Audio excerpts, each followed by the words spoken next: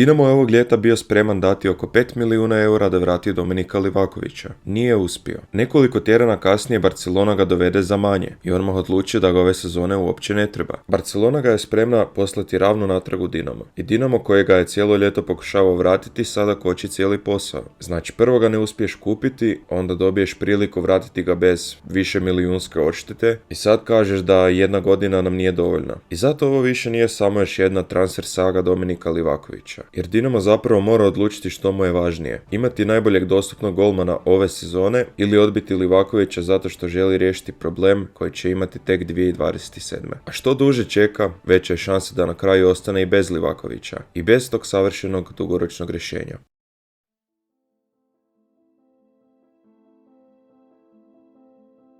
Ne treba sad previše vremena trošiti na Livakoviću u povijest u Dinamu. Svi znamo tko je Livi. Više od 300 nastupa, godinama prvi golman, europske utakmice, hrvatska reprezentativna jedinica i jednostavno jedan od igrača koje ćeš uvijek povezivati s Dinamom. Dinamo ga 2023. prodaje Fenerbahčeu za oko 6,7 milijuna eura i meni je taj transfer tada imao skroz smisla. Nakon toliko godina u Zagrebu i onakvog svjetskog prvenstva u Kataru, bilo je normalno da ode probati neke drugo. Samo što mu situacija u Feneru s vremenom ozbiljno zakomplicirala. Danas se često sve svede na to da je Livaković propao u Turskoj, ali priča nije baš toliko jednostavna. Početkom 2025. se ozlijedio, drugi golman Fenera, Egri Bajat, dobio je priliku, Mourinho ga nakon toga nije odmah maknuo, a Feneru je domaći golman odgovarao i zbog pravila oko stranaca. Livaković izgubi mjesto i više ga ne uspije vratiti. Zato odlazi na posudbu u Gironu gdje se događa možda najčudniji dio cijele priče. Provede gotovo 5 mjeseci u Španjolskoj i ne odigra niti jednu utakmicu. Ali ni to nije bilo klasično sjedenje na klupi zato što nije dovoljno dobar. Livaković je te sezone već igrao za Fener. Da je nastupio i za Gironu, Fifina pravila praške bi mu zatvorila mogućnost da u siječnju ode u još jedan klub i tamo normalno brani. A pred svjetsko prvenstvo upravo to mu je bilo najvažnije. Gironin trener čak je javno pričao o tome da Livaković mora igrati zbog svjetskog prvenstva, ali očito ne za Gironu. Čudna situacija, ali na kraju mu se isplatila. Krajem prvog mjeseca Livi se vraća u Dinamo na posudbu. Dinamo Feneru plaća oko 300.000 eura, Livi u 14 ligaških utakmica prima samo 7 golova, osvajamo prvenstvo i kup, a on usput ruši rekord po broju nastupa jednog golmana u Hrvatskoj ligi. Nakon takve polusezone bilo je potpuno logično pokušati ga zadržati i Dinamo je to ozbiljno pokušavao.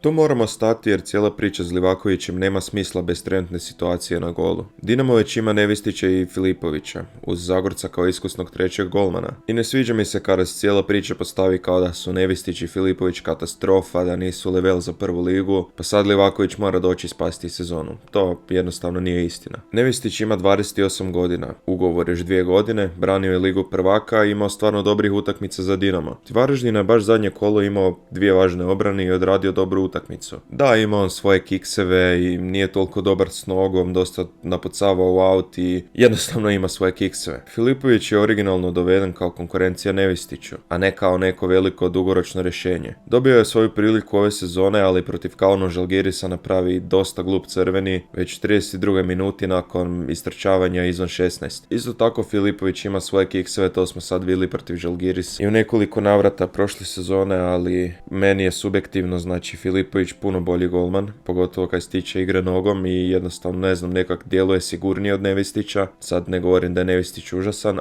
ali jednostavno Filipović mi je bolji. Zbog toga protiv Vikinga ponovno brani Nevistić. Dinamo nakon 10 minuta vodi 2-0, a do 39. minute je 2-2. I naravno tu nije Nevistić kriv za oba gola, krive su naše loše reakcije, loše ispucavanja i jednostavno čovjek nije kriv. Isto tako neću Filipovića skroz prekrižiti, otpisati zbog tog jednog crvenog kartona. Ali postoji puno bolji dokaz da Dinamo nije potpuno zadovoljan trenutnom situacijom s golmanima. Samo pogledajte koliko su golmana tražili ovog ljeta. Prvo Livaković, nakon njega Kotarski, onda Rangel. Spominjali se Zelenika, Horkaš i još neke opcije. To više nije slučajnost. Klub koji smatra da ima riješenu poziciju prvog golmana ne provede cijelo ljeto tražići novog. Kovačević je na presici rekao da ima 3 golmana i da vjeruje svima njima. Mislim naravno da će to reći, ok, igramo najvažniju utakmicu ovoga ljeta sad protiv Vikinga u Ligi prvaka, nema smisla demotivirati igrače. Meni je puno važnije ono što klub radi, a Dinamo očito traži golmana.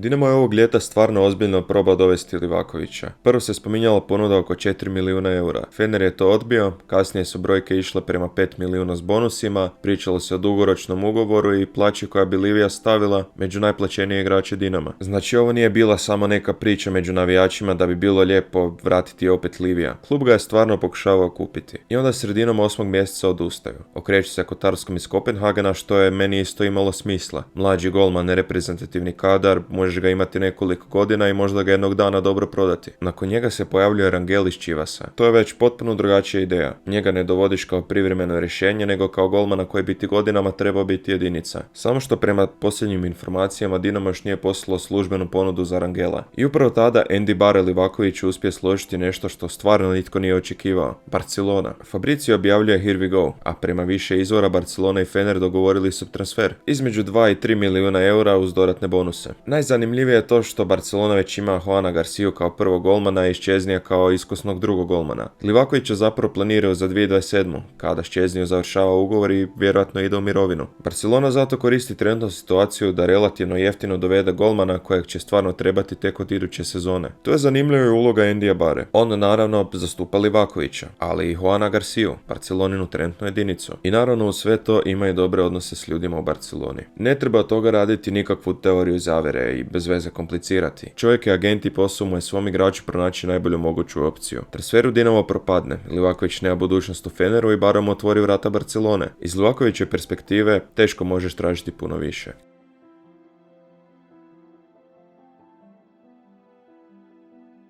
I tu dolazimo do dijela koji je svima nama najzanimljiviji. Jer cijela ova odluka očito više nije samo pitanje toga je li Livaković bolji golman od Nevistića ili Filipovića. Pitanje je što će se dogoditi protiv Vikinga. Naravno, sad 2-3 dana prije utakmice Dinamo praktički zamrznuo razgovore o dolascima, odlascima, pa čak i vratarima dok se ne odigra uzvrat u Norveškoj. I financijska logika iza toga zapravo je vrlo jednostavna. Ako Dinamo uđe u Ligu prvaka, na Maksimir dolazi ogroman dodatni novac, mislim da oko 30 milijuna eura. Dok je s Europskom ligom druge strane priča bliže 15 milijuna eura, znači duplo manje. Još važnije, iz Dinama tvrde da bi im bez Lige prvaka za zatvaranje godišnjeg budžeta nedostajalo otprilike 10 milijuna eura i da bi u tom slučaju nekoga morali prodati. Ako prođu Viking, tog pritiska nema. A onda odjednom puno bolje razumiješ zašto Dinamo čeka. Prođeš Viking, uzmeš 30 milijuna eura, ne moraš prodavati bitne igrače, imaš puno više prostora, zadnjih nekoliko dana prijelaznog roka dodatno pojačaš momčad. I golmanska pozicija je očito dio tog razmišljanja.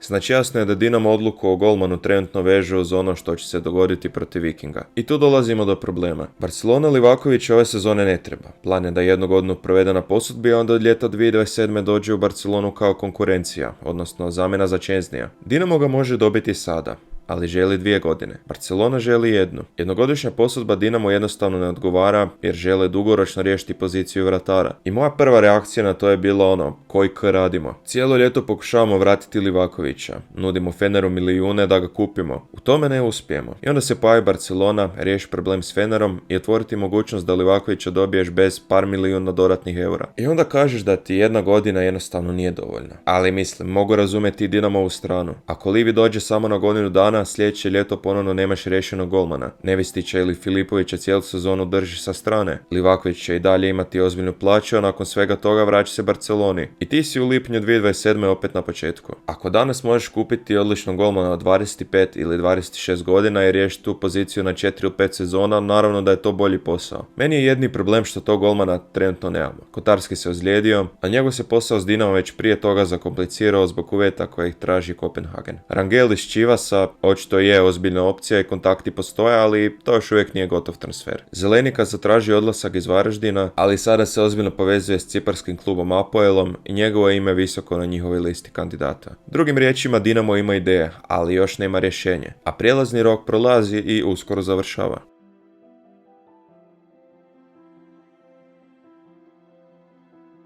I tu se ja možda najviše razilazim s cijelom tom Dinamovom logikom. Kužim da čekaš Viking prije nego potrošiš 5 ili 10 milijuna eura na nova pojačanja. Ok, to ima smisla. Liga prvaka ti naravno potpuno mijenja financijsku situaciju. Ali ne kužim zašto bi Livaković bio golman koji ti treba samo ako igraš Ligu prvaka. Po meni Dinamo treba Livaković bez obzira igra li ove sezone Ligu prvaka ili Europsku ligu. Ako ispadneš od Vikinga i dalje moraš osvojiti prvenstvo. I dalje želiš napraviti ozbiljan rezultat u Europskoj ligi. I dalje ćeš kroz sezonu igrati 10 utakmica utakmica u kojima ti kvalitetni golman može donijeti bodove. Golman nije luksuz koji ti treba samo protiv Real Madrida, Bayerna ili Liverpoola. Ako smatraš da Nevistić i Filipović nisu dovoljno dobri da dugoročno budu Dinamove jedinice, onda taj problem ne prestaje postojati zato što na semaforu u Stavangeru završiš u Europskoj ligi. Zapravo mogu bi ovo argumentirati skroz suprotno. Ako ne uđeš u ligu prvaka i odjednom imaš puno manje prostora u budžetu, možda upravo tada jednogodišnja posudba Livakovića ima najviše smisla. Ne plaćaš Feneru 4 ili 5 milijuna eura odštete. Ne moraš panično kupiti nekog drugog samo zato da bi bio tvoj. Dobiješ provjerenog reprezentativnog golmana na jednu sezonu, a dugoročno rješenje tražiš sljedećih 10 mjeseci. Naravno pod uvjetom da se možeš normalno dogovoriti oko njegove plaće. I sad dolazimo do nečeg jako bitnog. Dinamo trenutno pokušava riješiti problem 2027. godine dok još nije potpuno riješio problem za ovu godinu. Treba ići obrnutim redom. Prvo riješi ovu sezonu. Dovedi Livija na godinu dana. Dobiješ golmana za kojeg već znaš što ti daje. Poznaje klub, poznaje ligu, poznaje obranu. Prije nekoliko mjeseci branio je upravo tu i s Dinamom osvojio dvostruku krunu. Po meni je bolji golman od Nevistića i Filipovića, naravno. I onda imaš praktički cijelu sezonu da pronađeš čovjeka koji će od ljeta 2027. biti Dinamova jedinica sljedećih 5 godina. Bez panike. Bez toga da zadnjeg tjedna kolovoza moraš kupiti nekoga samo zato da možeš reći da si riješio poziciju. A između Nevistića i Filipovića meni je osobno i dalje Filipović malo draži izbor. Znam da trenutno imam sve manje argumenta za to nakon njegovog crvenog i Nevistićeve dobre utakmice protiv Varaždina. Ali gledamo zadnje 2 sezone. Nevistić ili Filipović, tu možemo raspravljati. Kada u tu usporedbu ubacimo Livakovića,